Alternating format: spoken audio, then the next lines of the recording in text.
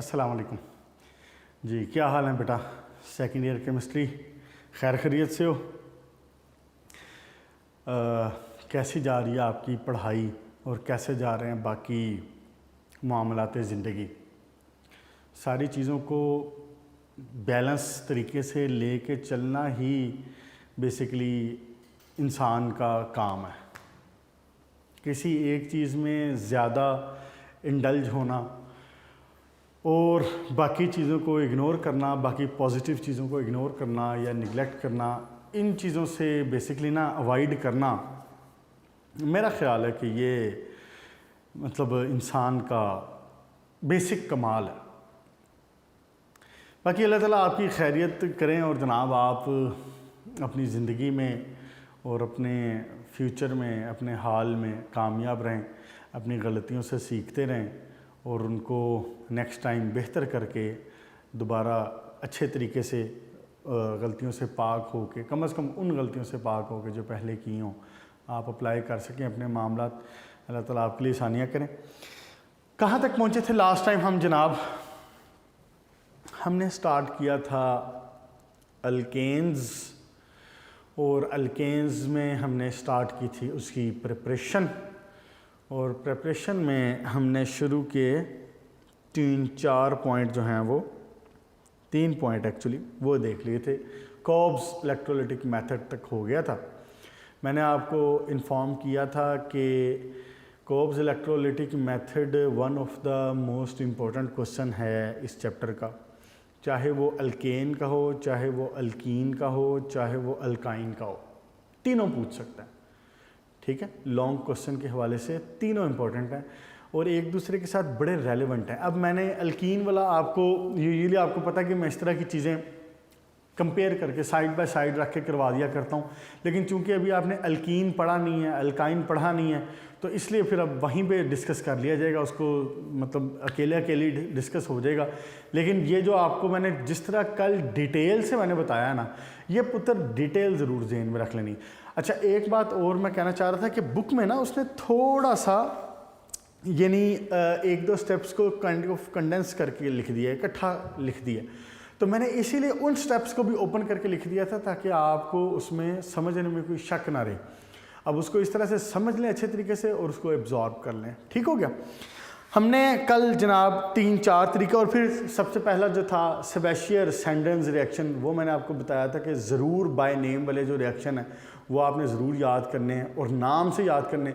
देखें ना, अब ये हो सकता है कि बच्चे प्रिपरेशन को याद कर लें, ये याद कर लें कि जी क्या नाम है इसका, अल्केन्स की प्रिपरेशन के ये तरीके हैं, लेकिन हो सकता है उनको सेबेशियर सैंडर्स रिएक्शन याद ना रहे कि वो कौन सा है। इसलिए मैंने आपको ये बात ज़रा ख़ास तौर पे हाईलाइट की है कि उसके नाम के साथ याद करें। एक आधा क्वेश्चन इस तरह का दे ही देता है जो साइंटिस्ट के नाम पे किसी न किसी नाम पे हो और कह देता है कि जी ये वाला रिएक्शन बताएं। क्या था उसमें सेबेशियर सैंडर्स में? सिंपल सी बात थी, आपने जनाब हाइड्रोजनेशन करवाई थी, अनसैचुरेटेड हाइड्रोकार्बन्स को आपने सैचुरेट में कन्वर्ट कर दिया था। बड़ा आसान सा तरीका है ये, और इंडस्ट्री में बेतहाशा इस्तेमाल हो रहा है। यही तरीका है जिसकी वजह से आपको ऑयल का घी बना मिल जाता है। अब देखिए ना, आप ऑयल में अगर कोई चीज़ फ्राई करते हैं घर में, और यकीनन आप अगर थोड़ा सा इससे शगफ रखते हैं तो आप मेरी बात से इत्फाक करेंगे। आपने ऑयल में एक पराठा बनाया हो या आपने ऑयल में समोसे फ्राई किए हों, तो उनकी यानी मामला उनका जो खस्तापन है वो घी की निस्बत कम होता है। घी में बना हुआ पराठा या घी में बने हुए पकोड़े और समोसे, उनकी बात और होती है। तो अगर आपको हम जो केमिस्ट्री वाले हैं लोग, साइंटिस्ट, अगर वो आपको ये वाला मेथड ना देते तो फिर आपको ऑयल वाले पराठे खाने पड़ते। इसीलिए मैं कहता हूँ आपको कि केमिस्ट्री का शुक्रिया अदा करना ना भूला करें। दूसरा तरीका क्या था जनाब? अल्काइल हैलाइड वाला। सिंपल, उसमें अल्काइल हैलाइड के साथ रिएक्शन था, जिंक के साथ और किसी हैलोजन एसिड की प्रेजेंस में। उसके बाद डीकार्बोक्सिलेशन ऑफ मोनोकार्बोक्सिलिक एसिड था, नाम से ही जाहिर है। देखें ना, अब इस तरह की चीज़ें आपको नाम से ही फ़ौरन से, यानी जहाँ पे आपको ये कह दिया कि जी मोनोकार्बोक्सिलिक एसिड, तो मोनोकार्बोक्सिलिक एसिड का क्या मतलब है कि एक कार्बोक्सिलिक एसिड है बस। यहाँ पे कुछ भी और लग जाएगा, CH3 लगा लें या R लगा लें, जो मर्जी लगा लें।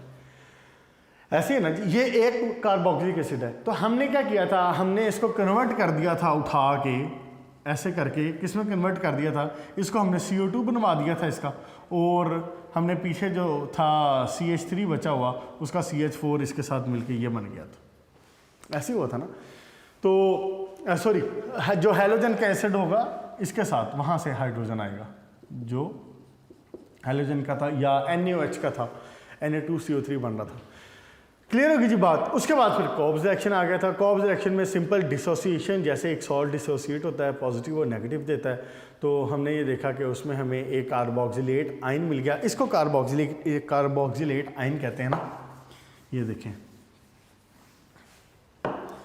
CH3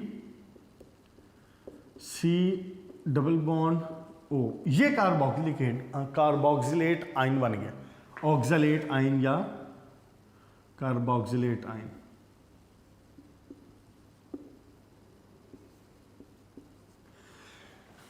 ठीक हो गया। दूसरी चीज साथ में क्या थी, जो साथ में दूसरी चीज थी वो इसका सॉल्ट था, जो भी था, जो भी मेटल लगा था, पोटाशियम था, सोडियम था, जो भी था। अच्छा, यहाँ पे इन्होंने पोटाशियम लगाया, अल्कीन के साथ आगे जाके सोडियम भी हो सकता है, पोटाशियम भी हो सकता है, इसमें कोई मसले वाली बात नहीं है। ओके जनाब। उसके बाद फिर हमने देखा कि वो एनोड और कैथोड पे जाके उसकी सिंपल ऑक्सीडेशन हो गई थी, और फाइनली हमें लास्ट में carbon dioxide, hydrogen gas, KOH, ये सारी बाय प्रोडक्ट्स मिल गई थी। अब नेक्स्ट शुरू करेंगे पेज नंबर 144 पे, कार्बोनाइल कंपाउंड से अल्केन्स की प्रिपरेशन। इसमें दो चीज़ें, फिर वही बात आ गई नाम बली। कैसे है, हम कर रहे हैं जनाब प्रिपरेशन ऑफ अल्केन्स, और कर कौन से वाला रहे हैं टॉपिक, इसमें पॉइंट हम कर रहे हैं फोर्थ वाला जो है वो कार्बोनाइल कंपाउंड्स है। अच्छा, अब यहाँ पे एक बात आती है कि बेसिकली जो कार्बोनाइल है वो है कंपाउंड है, वो है क्या, कार्बोनाइल का मतलब क्या है बेटा, ये कार्बोनाइल है, ये C डबल बॉन्ड O, इसको कहते हैं ये कार्बोनाइल। ये मैंने साथ दो इसके बॉन्ड्स बना दिए हैं। ये ऐसे क्यों बनाए हैं, क्योंकि आपको पता है कि कार्बन हमेशा 4 बॉन्ड बनाता है, तो इसके साथ यहाँ पे जो मर्जी आके लग जाए। मिसाल के तौर पे हो सकता है यहाँ पे कोई अल्काइल लग जाए, हो सकता है यहाँ पे हाइड्रोजन लग जाए। अगर ये मामला बन जाए तो ये क्या है, ये एल्डिहाइड। अच्छा, अगर मिसाल के तौर पे यहाँ पे OH लग जाए तो ये क्या है, ये कार्बोक्सिलिक एसिड है। पेज नंबर 127 याद आ गया। तो अब ये बेसिकली अब हमने इसको डील करना है। ये हम क्या कर सकते हैं कि हम कार्बोनाइल कंपाउंड को, यानी कि इसके अंदर से C डबल बॉन्ड O को, इसको ख़त्म करके और इसकी कन्वर्जन कर सकते हैं हम इसमें अल्केन्स में। कैसे होगा ये रिएक्शन, बेसिकली ना दो तरीकों को मैं मेंशन करूंगा। यानी कार्बोनाइल कंपाउंड है तो 4-5 कंपाउंड्स के अंदर CO डबल बॉन्ड O है, तो ईथर में भी है तो एस्टर में भी है तो एल्डिहाइड में भी, कीटोन में भी, कार्बोक्सिलिक एसिड में भी। लेकिन यहाँ पे इस टॉपिक में जो डिस्कस होंगे वो 2 होंगे। बुक में इसने थोड़ा सा ना इसको काइंड ऑफ कंफ्यूज करके लिखा हुआ है, मैं आपको बताने लगा हूँ ऐसे करके। इसके अंदर 2 रिएक्शंस हैं, एक है क्लीमेंसन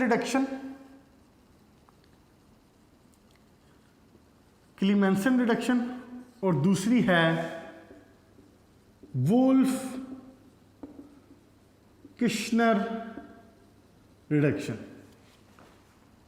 ये ले जी, लाइन सीधी कर दूं ये वाली, ये लो जनाब।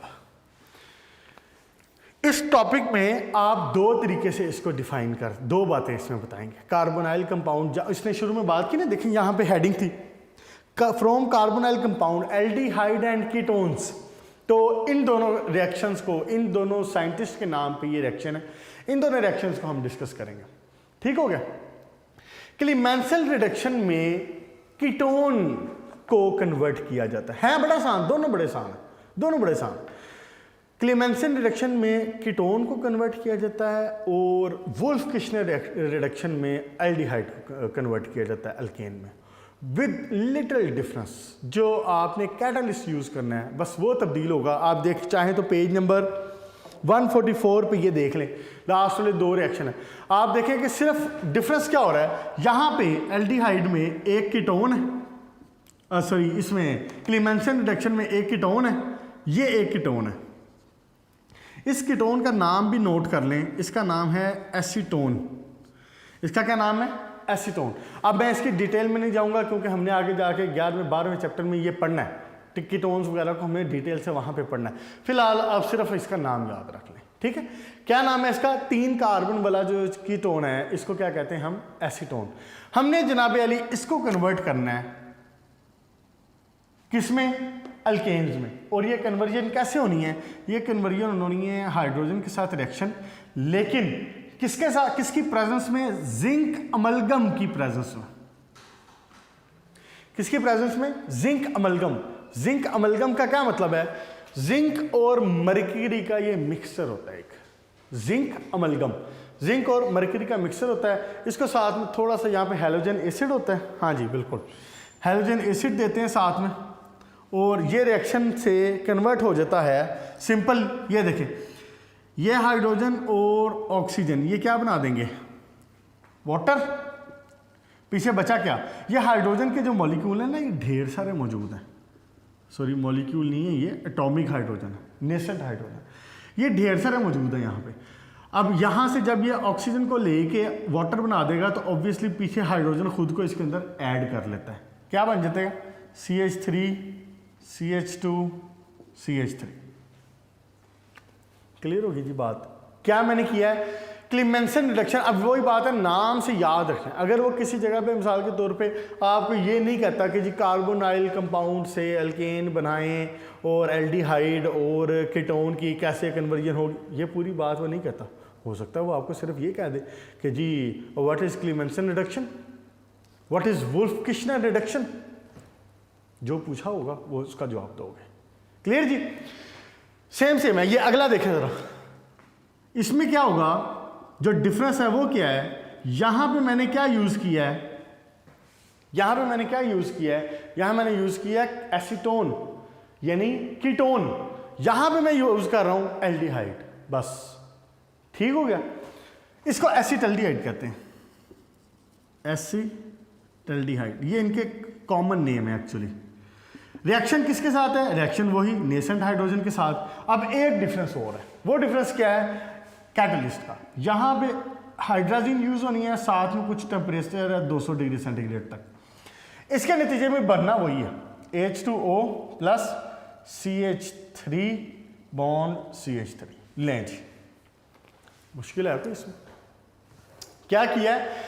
कार्बोनाइल कंपाउंड से कन्वर्जन में हमने ये जो डिस्कस करना है, इसकी प्रिपरेशन में हमने डिस्कस करना है from the ketone and aldehyde, इन दोनों से बनाना है इसको। लेकिन अब ख़ास बात इसमें क्या है? You have to remember the name of the scientist also. Most commonly वो पूछ सकता है कि बताएं जी क्लीमेंसन रिडक्शन क्या है। अगर वो क्लीमेंसन रिडक्शन पूछता है तो फिर आप ये बताएंगे।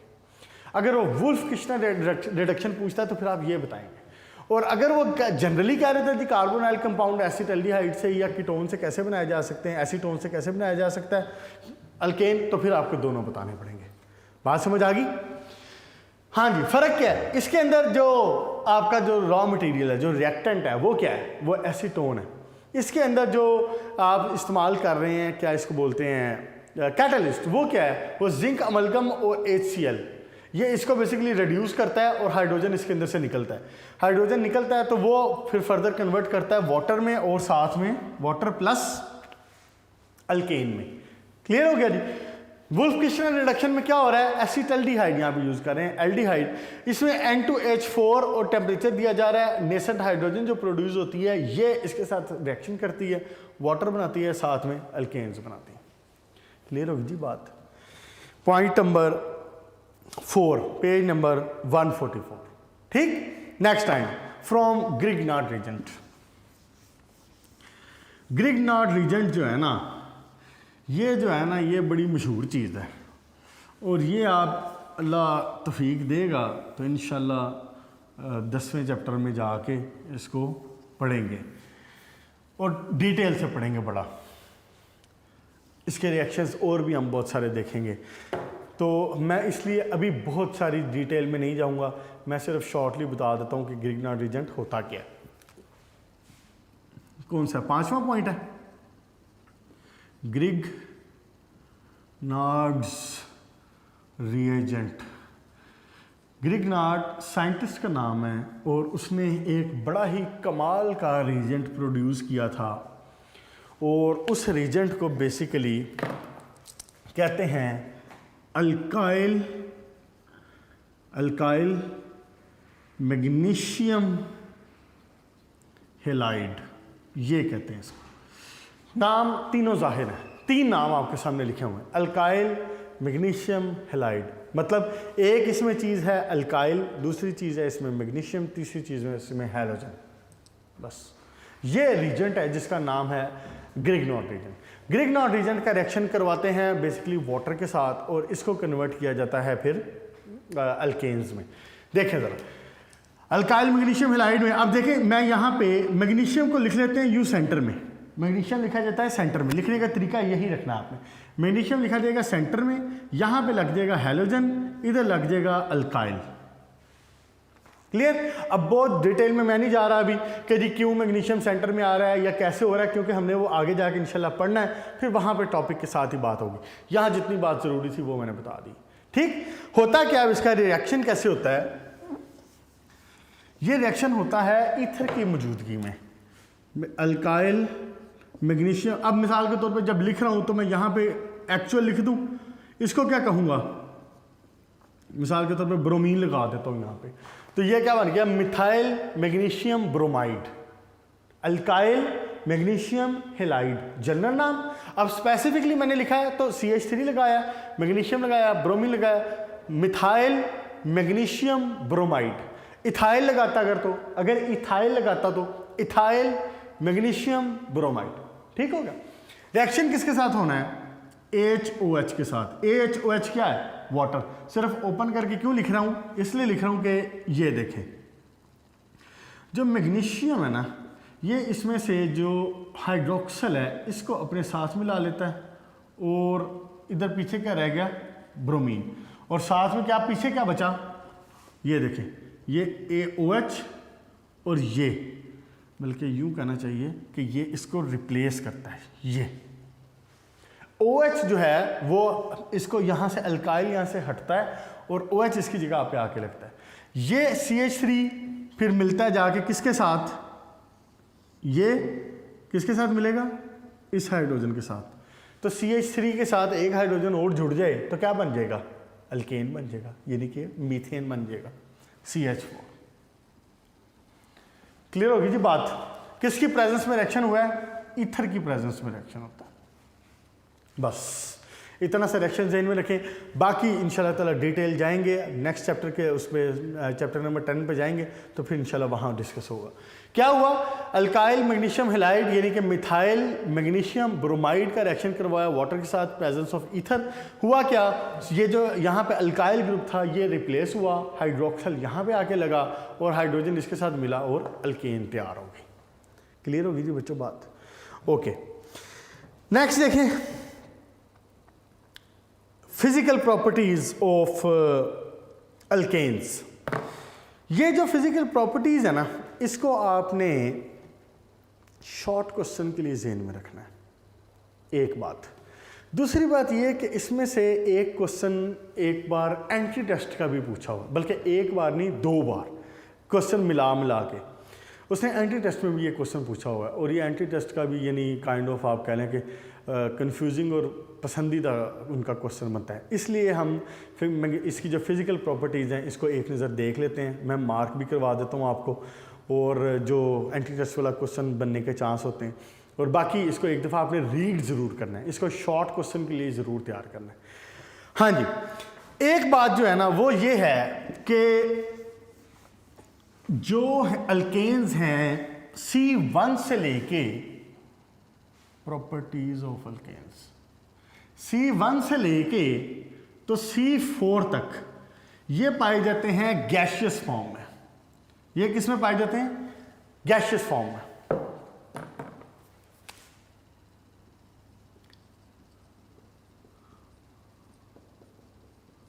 Properties of alkanes. C1 to C4 gaseous, methane, ethane, propane. और जो बच्चे कैंपिंग के जाने का या जिनको कभी इत्फाक हुआ है या शौक़ है, वो जिनको ऐसी कोई इन्फॉर्मेशन हो, तो आपने यकीनन नाम सुना होगा ब्यूटेन का। ब्यूटेन हम लेके जाते हैं कैंपिंग के लिए, जब जाया करते हैं जंगल में, तो उसमें साथ जो स्टोव लेके जाते हैं, जो चूल्हा लेके जाते हैं, उसमें यूजुअली ब्यूटेन का सिलेंडर लेके जाया जाता है साथ, वो ब्यूटेन होती है। तो C1 से ले ब्यूटेन क्या, C4 गैशियस फॉर्म, उसको कंप्रेस करके कंडेंस करके उसको उसमें कंटेनर में बंद करते हैं और फिर उसको लेके जाते हैं।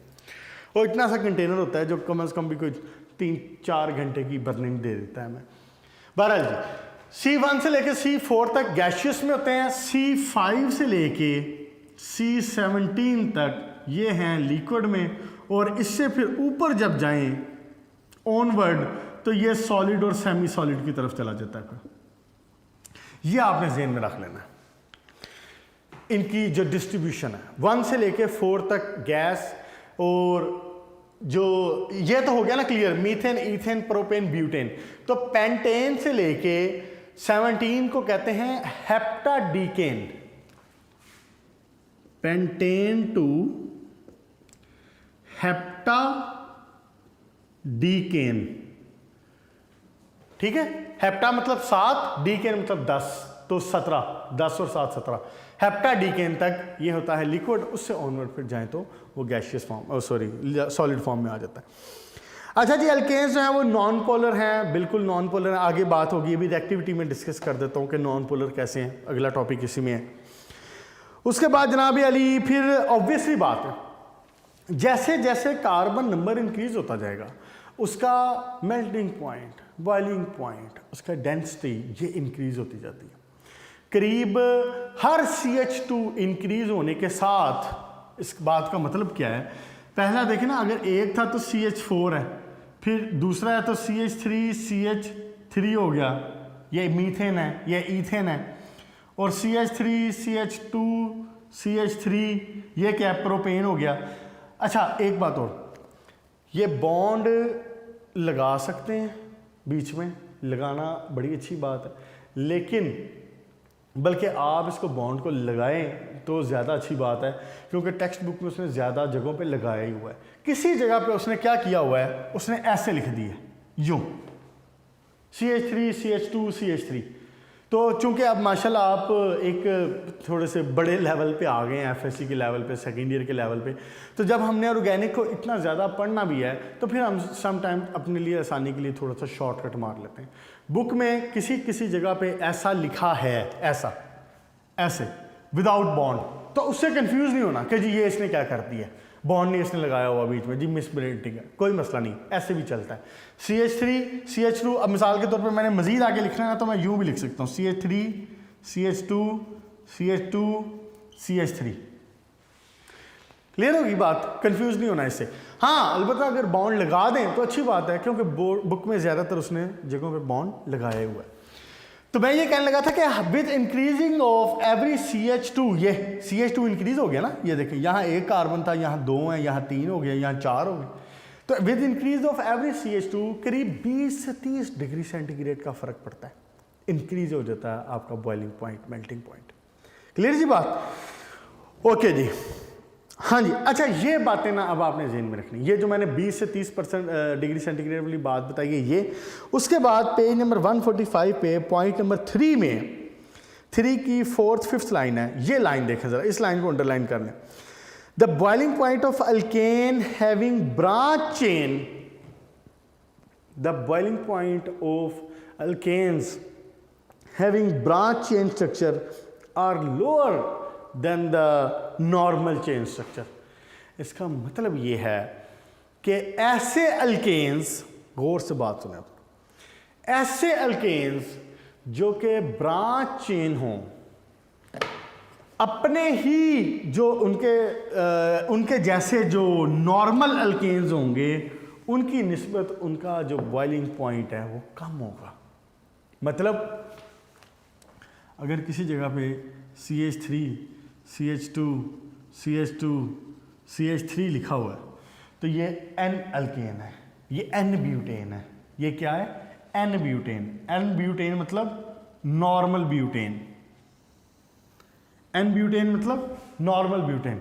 अच्छा, अगर यहां पे मैं कर दूं CH3 CH CH3 और यहां लगा दूं CH3, कार्बन के बॉन्ड पूरे हो गए। Now it is isobutane. Isobutane, clear जी बात?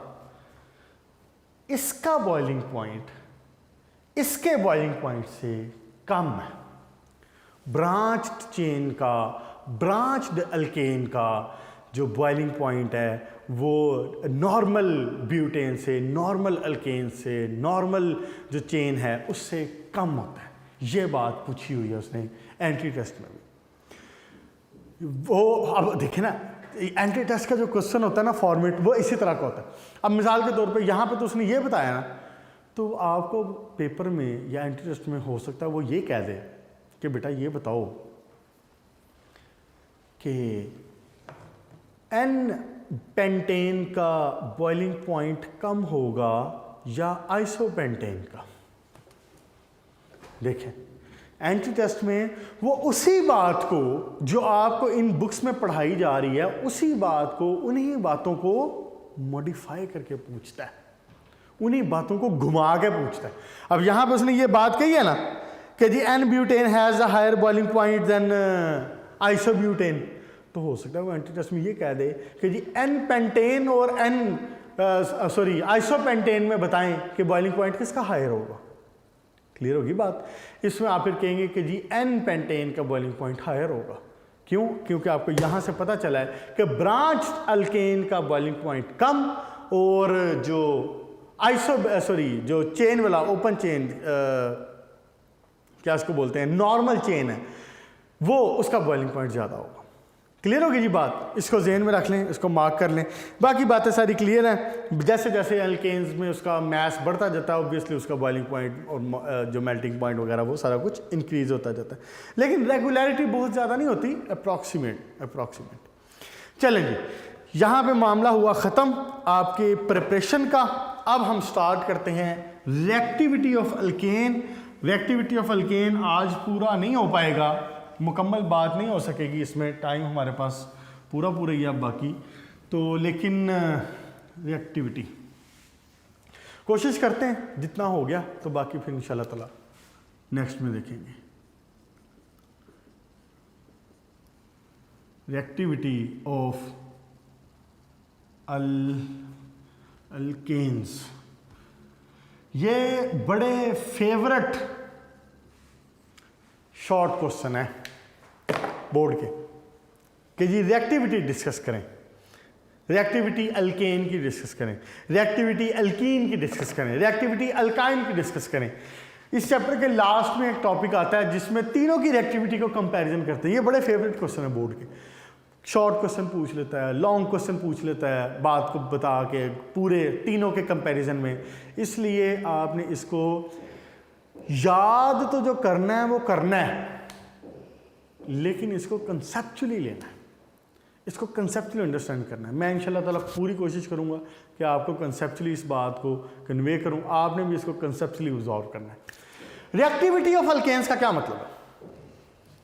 हाउ डू अल्केन्स रिएक्ट किसी दूसरे चीज के साथ। मिसाल के तौर पे मैं चाह रहा हूं कि जी अल्केन्स हैं, कोई अल्केन है, उनकी एसिड के साथ रिएक्शन हो, उनका बेस के साथ रिएक्शन हो, उनका जनाब किसी ऑक्सीडाइजिंग एजेंट के साथ, किसी रिड्यूसिंग एजेंट के साथ रिएक्शन हो, तो हाउ डू अल्केन्स बिहेव? कान खोल के बात सुने। Alkanes are least reactive hydrocarbons. Alkanes are least reactive hydrocarbons. Least reactive का क्या मतलब है?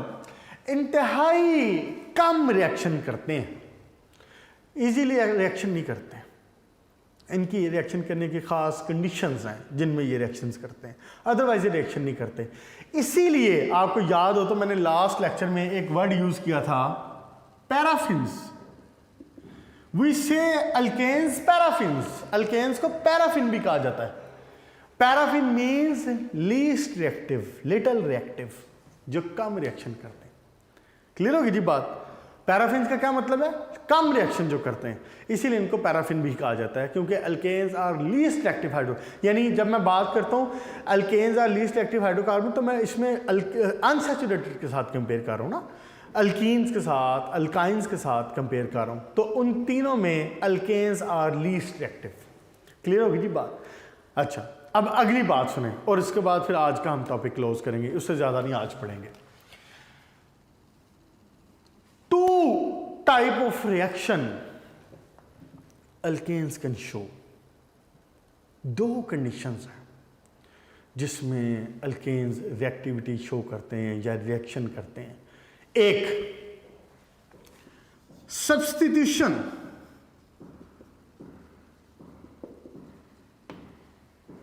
सब्स्टिट्यूशन, दूसरा थर्मल और कैटालिटिक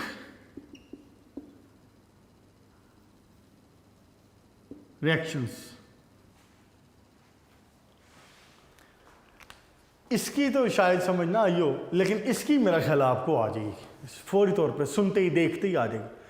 नाम से ज़्यादा थर्मल और कैटालिटिक रिएक्शंस का क्या मतलब है? थर्मल या कैटालिटिक डीकम्पोजिशन का क्या मतलब है?